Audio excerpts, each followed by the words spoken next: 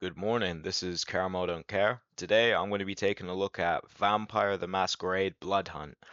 I like this game, but I've never heard anyone talking about it, and it's really a shame. It's a pretty great game. Maybe great is a strong word, but it's a pretty good game. And hey, it's free, so might as well try it. It's not like you're spending any money. I think as a battle royale type game, it works very well and it's quite original. Starting off with the gameplay, we have two main game modes, Blood Hunt and Team Deathmatch. I think Team Deathmatch is very self-explanatory to be perfectly honest. Blood Hunt is the game's battle royale mode, but it is far different from any typical battle royale, as you have to pretty much go around feeding on random NPC civilians. You do this in order to get one of four boosts, which gives you an advantage over the other players in the match.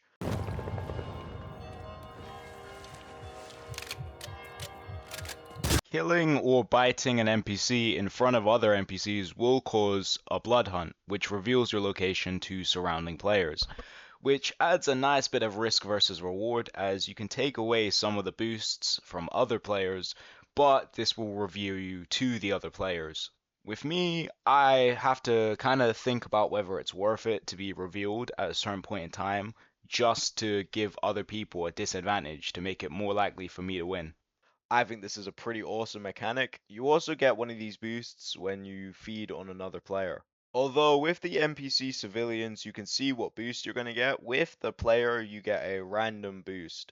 It also works similarly with these soldiers you can find about. The boosts in this game, known as blood resonances, typically consist of things like increased melee damage or decreased ability cooldown or regeneration. Besides any kind of boosts, another incentive for feeding in this game is the fact that it fully replenishes your health, and when playing as a certain class, it will also replenish your shield. Taking a look at the combat in this game, you get three weapons, two guns, and a melee weapon. Surprisingly, the melee in this game is fantastic. As you get some of the higher tier melee weapons in this game, you'll get to realize that you can actually go toe to toe with someone who's using guns while using a sword or using two daggers. It looks really awesome when you actually pull off a good kill with those. On the other hand, after trying out some of the guns, I would say most of them are pretty good, if not just alright. There are a few standouts though, such as the dual crossbows that explode, or just the normal crossbow which causes poison gas.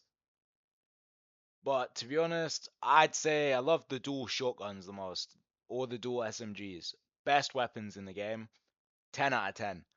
I don't think any of the weapons in this game are bad per se, but there are just some weapons that are obviously better than others. One critique I do have is sometimes the variety in this game is a bit lacking when it comes to guns. Melee weapons have got a lot of variety, but when it comes to guns and crossbows and the like, I just feel there could be a lot more in this game. Making up for a lack of variety, we have the abilities, which I think are pretty awesome, and they're the main selling point of this game for me anyway. I think they really spice up combat and they add a lot of variety and they really are what makes this game unique. What determines your abilities in this game is whatever archetype you've chosen.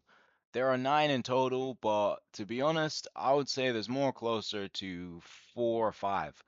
Because these archetypes normally are in pairs. Each one has a shared ability with the other one in the pair. They're pretty much the same, but with one ability making the difference. While I haven't tried every single class in this game, the classes I have tried are diverse enough to have drastically different playstyles and could make a lot of different options, which I think really enhances the game. Now, let's look at some of the classes that stood out to me as examples. I particularly like Scholar. You can float around and shoot these cool blood missiles at people. This archetype also allows you to see enemies that you've wounded through walls for a short amount of time, but to be useful, it would have to go on for a bit longer. Up next, we've got the Sirens, who they can do a nice cool dash, they blind enemies, and also when around NPCs, The NPCs do not really get scared of you and don't really notice when you bite other NPCs, while with any other class, it will cause a blood hunt. The final class I want to take a look at is the Nosferatu Prowler. It is a pretty awesome archetype, although it does look pretty grim.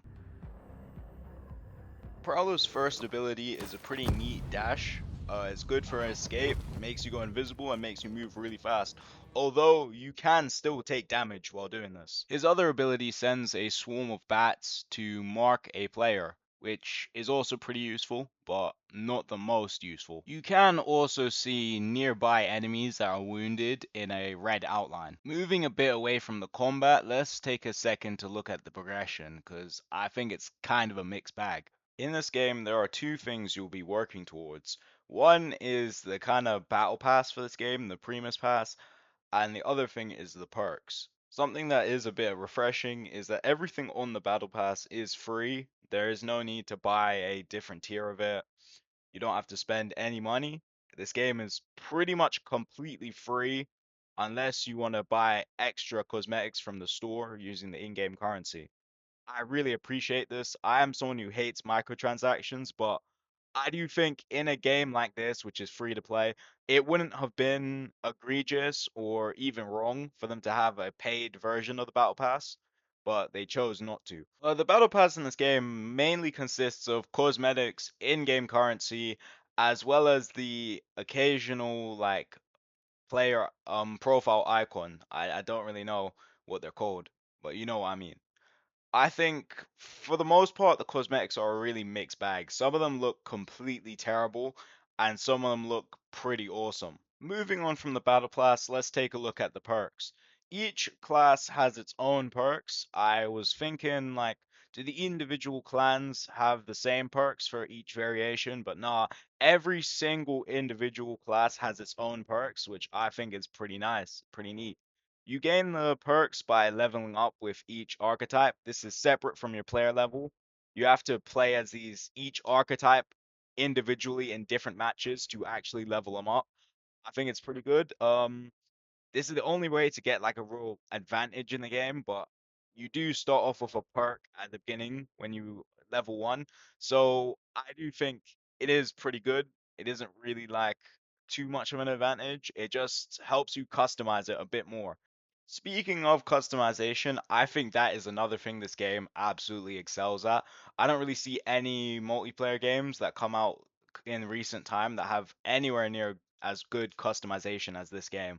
And it's really a shame because no one talks about this game and this game is completely unknown. It's not like this game is gonna allow you to recreate yourself or recreate someone you know in the character customization screen, but it really allows you to make the character look a lot more the way you want them to look. Every character looks individual to you, despite different classes and different archetypes. And also, the cosmetics in this game, in the store, in the battle pass, I'd say most of them, 60, 70% of them are really good. The store, and another thing, there is nothing in this game that you actually have to pay for. As in, like, if you're willing to put in enough time to level up, to go through the battle pass to get the in-game currency from the battle pass, which I say it gives more generously than most other games that have a battle pass, you could get every single cosmetic in this game for free, although that would take an insane amount of time, but you can still do it. And so I think that's really good. It's very commendable. As of the state of the game, to be honest, there are quite a lot of players, but it doesn't seem like a massive, overwhelming number. Like, you do have to wait a little bit for to queue up into a match, but you'll never wait more than 30 seconds to a minute. And matches are normally got enough people, a lot of people. It's a battle royale. So the game isn't really dead, it's just not hyped. It's not as big as it could be or should be. As of recording this, the last time I was updated was the end of last month. So if they're still updating it and there's still quite a good number of players, I'm pretty hopeful for it. Unfortunately, though, it can get a bit stale and repetitive. There's only really two game modes, and there is a massive variety of different classes. So I would say that would stave off the boredom a bit, but eventually You will get familiar with all of them, you'll get good at all of them, you'll get all the perks, and then there's not really anything to go from there. I think they really should try add in some new modes, mix up the gameplay a bit, maybe some events or something like that. My final verdict, I would probably say it's a 7 out of 10. It's not great, but it's a good game. If you like this video, please subscribe and like the video. Bye.